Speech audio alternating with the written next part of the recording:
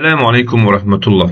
Əziz qardaşlarım, bugünkü dərsimiz sakin nun və tənvinlərin hökmlərindən olan iqlabdır.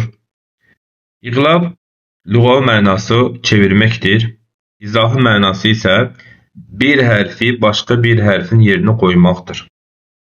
Yəni, B hərfindən əvvəl sükunlu nun və ya tənvini mim hərfinə çevirməkdir.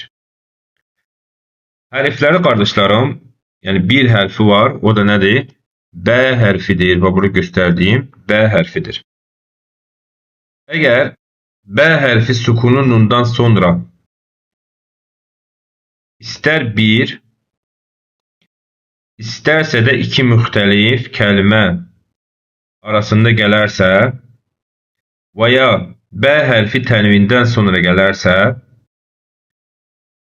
bu yalnız iki müxtəlif kəlmə arasında ola bilir qardaşlarım. Yəni iqlab hökmü vacib olur.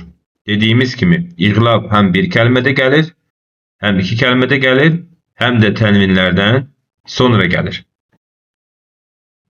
Quran-ı Kərimdə qəlbin işarəsi, yəni iqlabın işarəsi nun hərfinin üzərində kiçik mimin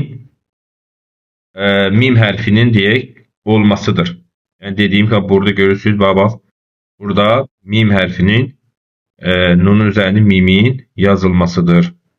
Və ya tənvinlərin üzərində. Tənvinlərdə isə qardaşlarım, hərəkənin birinin əvəzinə kiçik mim hərfinin yazılmasıdır. Və buradakı kimi. Oxunuş qaydası qardaşlarım, Ənbi'hum.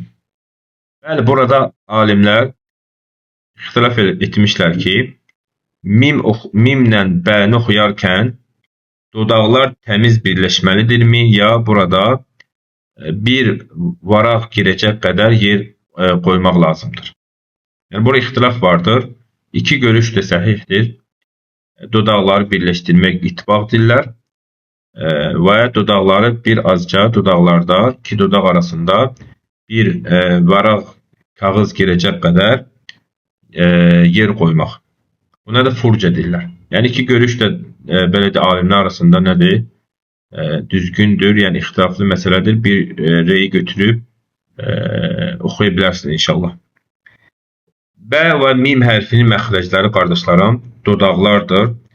İqlabda da nədir? Bu hərfləri tələffüz edərkən dodaqları bir dəfə yummaq lazımdır.